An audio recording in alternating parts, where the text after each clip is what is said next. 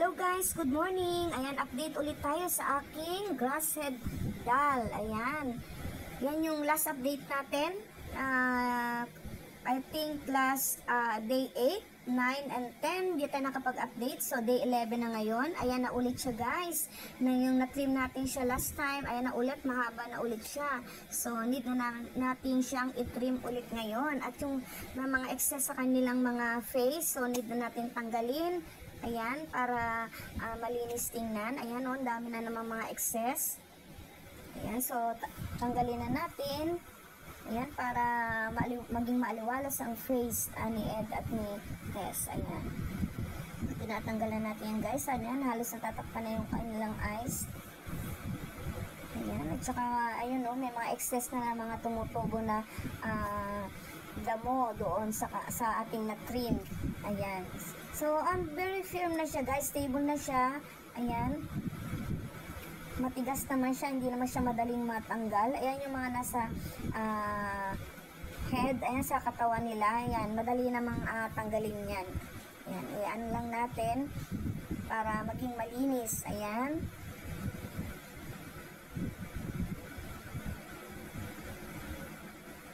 Ayan. Dahil stable na yan, pwede na natin siyang i-makeover.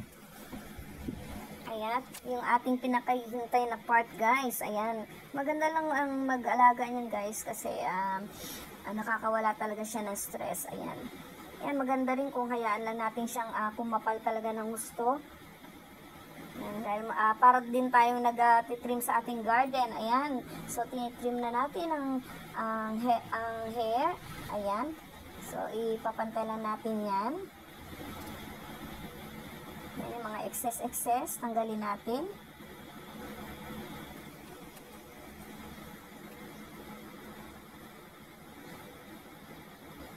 Yan, may sarili talaga tayong mga gamit yan guys. Ayan. Ayan, wala pa ako masyadong mga pwedeng ilagay sa kanilang hair.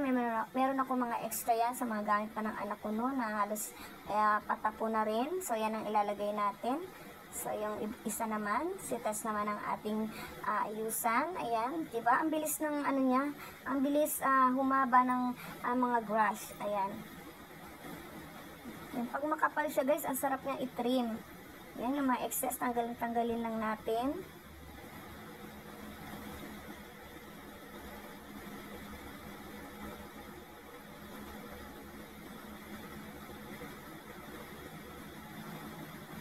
Maganda nga kasi halos sabay silang humaba yung kanilang mga hair sa head.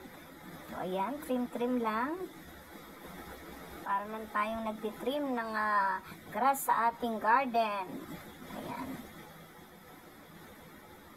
So, makikita nyo mamaya, i-makeover na natin.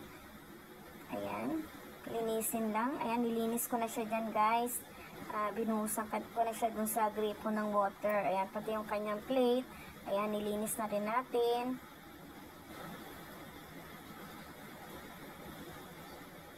Ayan, diba? Firm na siya.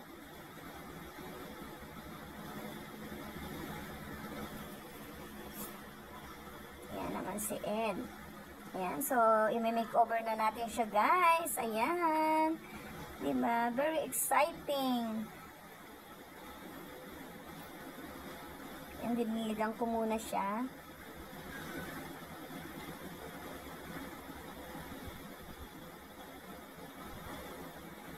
Dapat lagi nating i-spray siya ng water guys. Huwag nating hayaang matuyo. Kasi marami ako nakikitang ganyan na parang napabayaan siya guys. Ay nasisira siya yung kanilang body. Ayan yung ating mga ipit. Ayan yung ating mga patapon ng mga ipit, diba? So, yan, itinatago ko pa yan, guys. Kaya, ayan, magagamit natin ngayon. So, lalagay natin dyan sa kanilang mga hair. Ayan. Para maganda naman tingnan. Ayan, assorted yan, guys. Kasi wala tayong meron ako doon yung mga parang goma siya. Saka na natin yan ilalagay. Ayan siya, guys. Diba, ang cute niya? Nakakaaliw talaga siya. Ayan, lalagyan natin yung mga ipit-ipit dyan. Kung ano lang yung mga extra mga ipit na available. Ayan, kahit ano pwede nating ilagay sa kanilang hair. Ayan, pwede rin natin lagyan ng goma. Ayan, kasi matibay naman siya guys. Hindi siya madaling matanggal. Ayan, di ba? So, nagagamit natin yung mga extra natin dyan na halos tapon na natin. Marami akong ganyan noon guys, kaso yung iba, mga napamigay na rin. Ayan. Diba? So, ang ganda na niyan tingnan. Ni Tess, Ed, kahit boy yan, pwede naman nating ayusan. Ayan, para parehas silang dalawa. Ayan, diba? Nakakatuwa. Maganda sana guys kung yung may mga flower.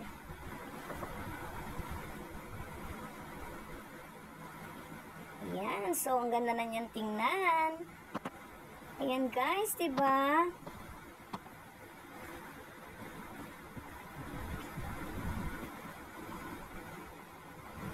Ayan ang mga extrang ipit natin. Pwede nating mga magamit. So, wag nating itatapon.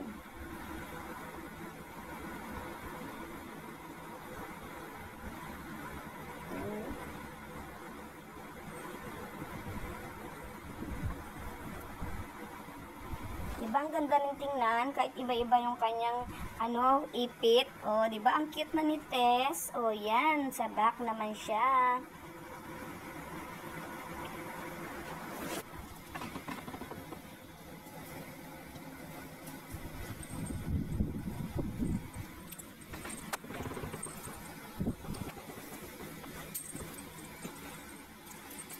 Ayan, guys, so diniligan din natin siya. In-spray natin ng konting water.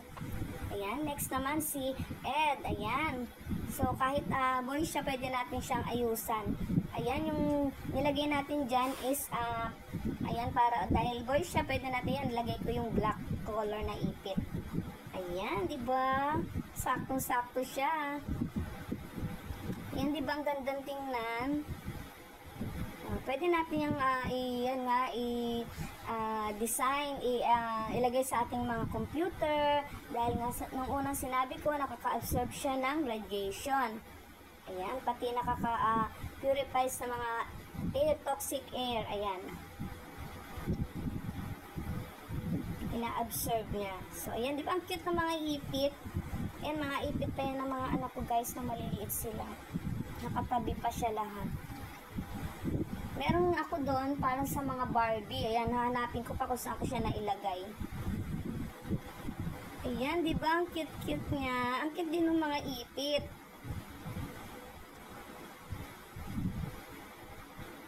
Ayan. So, di ba? Look, ang ganda na ni Tess at ni Ed. Maayos na sila. Ayan, butterfly pa yung kay Ed, oh. Ay, butterfly, ano ba yan? Dragonfly pala, dragonfly.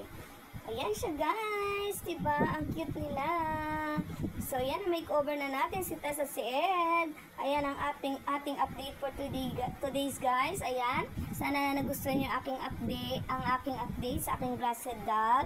Ayan, please like, comment, and share guys. At sana magkaroon din na kayo ng ganyan para meron din kayong pagkaabalan. Ayan na, di ba? Ang cute na nilang dalawa. So, thank you guys for watching. Ayan, sana naali kayo sa aking video for today.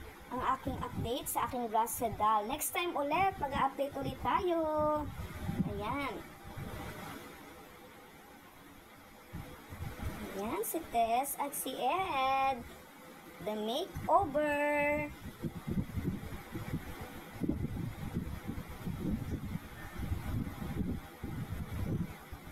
Until next time, guys.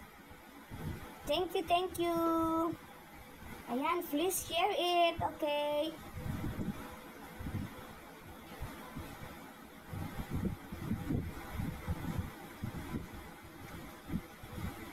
Bye for now. Until next time.